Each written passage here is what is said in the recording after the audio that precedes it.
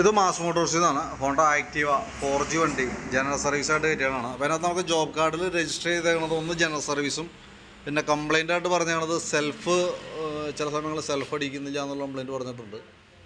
Oil ചെക്കപ്പിൻ്റെ കേസാണ് പറഞ്ഞാണ്. പിന്നെ ബാക്കിലത്തെ ബ്രേക്ക് പിടിക്കുമ്പോൾ സൗണ്ടുള്ള കേസ് പറഞ്ഞിട്ടുണ്ട്. അപ്പോൾ നമുക്ക് ബ്രേക്ക് സൗണ്ട് കാണിക്കുന്നത് ലൈനറിൻ്റെ പൊടി ഹബിനകത്ത് കിടന്നിട്ട് വന്നാണ് പ്രോബ്ലമാണ്. അത് നമുക്കൊന്ന് അഴിച്ച് ക്ലീൻ ചെയ്യാനുണ്ട്. അപ്പോൾ ഞാൻ ഫ്രണ്ട് വീൽ അഴിച്ചതുകൊണ്ടാണ് ഇപ്പോൾ നിലവിൽ ബാക്ക് അഴിക്കാത്ത. അപ്പോൾ ഫ്രണ്ട് സെറ്റ് ചെയ്തതിന് ശേഷം ബാക്ക് വീലും കൂടി അഴിച്ചിട്ട് നമുക്കൊന്ന് ക്ലീൻ ചെയ്തിടാം. ബാക്കിലത്തെ ടയറിൻ്റെ കണ്ടീഷനൊക്കെ ആയാലും അത്യാവശ്യം നല്ല ടയറാണ് കിടക്കണത്, പുതിയ ടയർ കിടക്കണേ. പക്ഷേ നമുക്ക് ഇതിൻ്റെ പാറ്റേൺ, ഈ കട്ടയുടെ ഡിസൈൻ എടുക്കുമ്പോൾ കമ്പനി മോഡൽ എടുക്കുന്നത് തന്നെയാണ് ഏറ്റവും നല്ലത് കേട്ടോ. ഇനിയിപ്പോൾ എന്തെങ്കിലും നമ്മളിത് ഉപയോഗിക്കാം.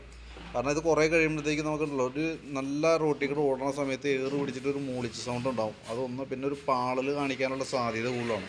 അതായത് ടയർ തേയ്മാനം വന്ന് ഒരു പകുതി ആകുമ്പോഴത്തേക്കും വണ്ടി ഹാൻഡിൽ പാളാനായിട്ട് അങ്ങനത്തെ ഒരു ടെൻഡൻസി കാണിക്കുക. അത് ആ മോഡൽ കട്ടയുടെ പ്രത്യേകതയാണ്.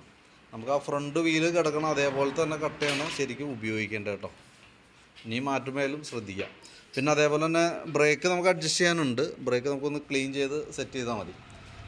നമ്മളതിൻ്റെ എയർ ഫിൽറ്ററിൻ്റെ ഭാഗമൊക്കെ നമ്മൾ ചെക്ക് ചെയ്യുന്നുണ്ട്. എയർ ഫിൽറ്ററൊക്കെ നമുക്ക് നല്ല ഫിൽറ്ററാണ് കിടക്കണേ, പുതിയ ഫിൽറ്ററാണ്, വലിയ പഴക്കമായിട്ടില്ല. ഹോണ്ടയുടെ കമ്പനി ഫിൽറ്റർ തന്നെയാണ്. നമുക്ക് തുടച്ച് ക്ലീൻ ചെയ്തിട്ട് നമുക്കൊന്ന് റീസെറ്റ് ചെയ്യാം. ക്ലച്ചിൻ്റെ ഭാഗത്തായാലും നമ്മൾ അഴിച്ച് ക്ലീൻ ചെയ്യുന്നുണ്ട്. വേറെ ഓയിൽ ലീക്കോ കാര്യങ്ങളൊന്നുമില്ല. ക്രാങ്ക് ഷാഫ്റ്റിൻ്റെ സൈഡിൽ നിന്നായാലും ക്ലച്ച് ഷാഫ്റ്റിൻ്റെ സൈഡിൽ നിന്നായാലും ഓയിൽ ലീക്ക് പ്രോബ്ലം ഒന്നും നിലവിലില്ല. വേരിയേറ്റർ ബോഡി, ബോസ് ഡ്രൈവ്, റോളറൊക്കെ നമ്മൾ ചെക്ക് ചെയ്തു. വേറെ കംപ്ലയിൻ്റ് ഒന്നുമില്ല. അതൊക്കെ ഒന്ന് പൊടിയൊക്കെ ഉണ്ട്, ബെൽറ്റൊക്കെ വർക്ക് ചെയ്തതിൻ്റെ പൊടിയൊക്കെ ഉണ്ടെന്നല്ലാണ്ട് വേറെ പ്രോബ്ലം ഒന്നുമില്ല. അപ്പോൾ ഒന്ന് ക്ലീൻ ചെയ്ത് റീസെറ്റ് ചെയ്താൽ മതി. ബെൻഡെക്സ് വർക്കിംഗ് ഓക്കെയാണ്, നല്ലൊരു പ്രശ്നമൊന്നുമില്ല. ക്ലച്ച് ഷൂ അതേപോലെ തന്നെ ആ പുള്ളി വീലൊക്കെ നോർമൽ സാധാരണ രീതിയിലുള്ള ഇതാണ് കാണിക്കുന്നത്. വർക്കിംഗ് വേറെ പ്രോബ്ലം ഒന്നുമില്ല. പിന്നെ അതേപോലെ ബെൽറ്റിൻ്റെ കണ്ടീഷൻ നമ്മൾ നോക്കണുണ്ട്. ബെൽറ്റ് കമ്പനി ബെൽറ്റ് തന്നെയാണ്, വണ്ടി വന്നപ്പോഴുള്ള ബെൽറ്റ് കിടക്കണേ. ഇത് നല്ല ലൈഫ് കിട്ടുന്ന ബെൽറ്റാണ്, വേറെ കംപ്ലയിൻറ്റ് നിലവിലൊന്നുമില്ല. ഇതൊക്കെ തന്നെ യൂസ് ചെയ്യാം നമുക്ക്. ക്ലച്ച് ഔട്ടർ യൂണിറ്റ് ആയാലും ആ ക്ലച്ച് ഷൂ വർക്ക് ചെയ്തിട്ടുള്ള പൊടിയൊക്കെ ഉണ്ട്. അപ്പോൾ അതൊക്കെ ഒന്ന് വാട്ടർ പേപ്പർ ഇട്ടൊന്ന് പിടിച്ച് ക്ലീൻ ആക്കിയതിന് ശേഷം റീസെറ്റ് ചെയ്യാം. പിന്നെ നമുക്ക് ഇവിടെ ഈ ഭാഗത്തേക്ക് വരുമ്പോഴത്തേക്കും ചോക്കിൻ്റെ കേബിളൊക്കെ ആയാലും വർക്കിംഗ് ഓക്കെയാണ്. ആക്സിലേറ്റർ കേബിളായാലും വേറെ പ്രോബ്ലം ഒന്നുമില്ല.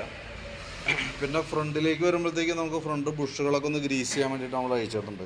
അതേപോലെ തന്നെ നമുക്കതിൻ്റെ ബ്രേക്ക് ലൈനറൊക്കെ നമ്മളൊന്ന് അഴിച്ച് ക്ലീൻ ചെയ്തിടുന്നുണ്ട്. ക്യാമൊക്കെ അഴിച്ചൊന്ന് ഗ്രീസ് ചെയ്ത് റീസെറ്റ് ചെയ്യുന്നുണ്ട്. അതേപോലെ തന്നെ ടയറും കമ്പനി മോഡൽ ടയർ കിടക്കണം. ഈ മോഡലാണ് ശരിക്കും നമ്മൾ യൂസ് ചെയ്യേണ്ടത്. ശരിക്കും സാപ്പർ മോഡലാണ്. അപ്പോളോ ആയാലും MRF ആയാലും സിയറ്റ് ആയാലും പാറ്റേൺ യൂസ് ചെയ്യുമ്പോൾ നമുക്ക് ഇതാണ് കുറച്ചുകൂടി ബെറ്റർ ആയിട്ടുള്ളത് കേട്ടോ. പിന്നെ അതേപോലെ തന്നെ സെൽഫിൻ്റെ ഒരു കംപ്ലയിൻറ്റ് പറഞ്ഞിട്ടുണ്ട്. നമ്മളതിൻ്റെ ബാറ്ററിയൊക്കെ ചെക്ക് ചെയ്തു. ബാറ്ററി പുതിയ ബാറ്ററിയാണ്, 2024 മോഡൽ ആമറോണിൻ്റെ ബാറ്ററിയാണ് ഇരിക്കുന്നത്. അപ്പോൾ കൂട്ടത്തിൽ കൂടെ നമ്മൾ ബാറ്ററി ഒന്ന് ടെസ്റ്റ് ചെയ്ത് പോകുന്നുണ്ട്. നമുക്കതിൻ്റെ ബാറ്ററി ടെസ്റ്റ് ചെയ്യുന്ന സമയത്ത് നമുക്ക് 13 വോൾട്ട് വരെ കാണിക്കുന്നുണ്ട്. 13.2 റേഞ്ചിലൊക്കെ വോൾട്ട് വരുന്നുണ്ട്. ബാറ്ററി ടെസ്റ്റിലേക്ക് കൊടുക്കുന്നുണ്ട്. ടെസ്റ്റിലേക്ക് കൊടുക്കുമ്പോഴും നിലവിൽ ഓക്കെ ആയിട്ട് തന്നെയാണ് കാണിക്കണേ. സെൽഫിൻ്റെ പ്രോബ്ലം പിന്നെ നമ്മളതിൻ്റെ സാധാരണ രീതിയിൽ അങ്ങനെ കോൺടാക്റ്റ് ഒന്നും വരുന്നില്ല എന്നുള്ള രീതിയിലാണ്. നമ്മൾ കീസെറ്റിൻ്റെ പെർഫോമൻസൊക്കെ ചെക്ക് ചെയ്തു. കീസെറ്റ് ലൂസ് കോൺടാക്റ്റ് അങ്ങനെ പ്രോബ്ലം ഒന്നും കാണിക്കുന്നില്ല. നിലവിൽ നമുക്കൊരു കംപ്ലയിൻ്റ് ആയിട്ടുള്ളത് നമുക്ക് ഈ brake switch front side right സൈഡിലെ ആക്സിലേറ്ററിൻ്റെ ഭാഗത്തുള്ള ബ്രേക്ക് സ്വിച്ച് പിടിക്കുമ്പോൾ ചില സമയങ്ങളിൽ ലൂസ് കോൺടാക്റ്റ് പോലെ വരുന്നുണ്ട്. ആ ബ്രേക്ക് സ്വിച്ച് അതിൻ്റെ ഉള്ളിലുള്ള സ്വിച്ച് വർക്ക് ചെയ്യുന്നത് കൃത്യമല്ലാത്തത് കൊണ്ടാണ്. ആ ഒരു പ്രോബ്ലം മാത്രമേ നമുക്ക് ഫീൽ ചെയ്തതാണ് കേട്ടോ. പ്രത്യക്ഷത്തിൽ ചെക്ക് ചെയ്യുമ്പോൾ കിട്ടുന്ന കംപ്ലയിൻറ്റും അത് തന്നെയാണ്. വേറെ പ്രോബ്ലം ഒന്നും നമുക്ക് തോന്നുന്നില്ല. അപ്പോൾ ആ ബ്രേക്ക് സ്വിച്ച് ഒന്ന് ചേഞ്ച് ചെയ്തിട്ടേക്കാം.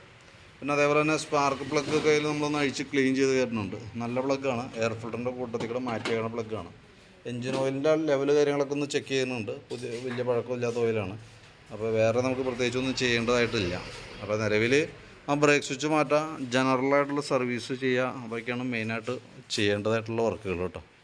ഓയിൽ ചേഞ്ച് പിന്നെ നമുക്ക് കിലോമീറ്റർ ആയിട്ടില്ല എന്ന് തോന്നുന്നു. അപ്പോൾ നോക്കിയിട്ട് അനുസരിച്ച് കിലോമീറ്റർ ആയിട്ട് ചെയ്താലും മതി. അപ്പോൾ ഡീറ്റെയിൽസ് വാട്സാപ്പിലേക്ക് ഒന്ന് സെൻഡ് ചെയ്തിട്ടേക്കാം. അപ്പോൾ ആ സ്റ്റാർട്ടിങ്ങിൻ്റെ സെൽഫ് എടുക്കാത്ത സ്റ്റാർട്ടിങ്ങിന് പ്രത്യേകിച്ച് എന്തെങ്കിലും ഒരു സ്വഭാവം ആ കംപ്ലയിൻറ്റ് ഉണ്ടെങ്കിൽ നോക്കിയിട്ടൊന്ന് പറയാനായിട്ട് ശ്രമിക്കുക. കാരണം എന്താ വെച്ചാൽ നമുക്ക് ചെക്ക് ചെയ്യുമ്പോൾ കംപ്ലയിൻറ്റ് കിട്ടുന്നില്ല.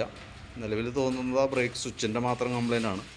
അത് നമ്മൾ കൂട്ടത്തിൽ കൂടെ ക്ലിയർ ചെയ്തിട്ടേക്കാം. ഓക്കെ.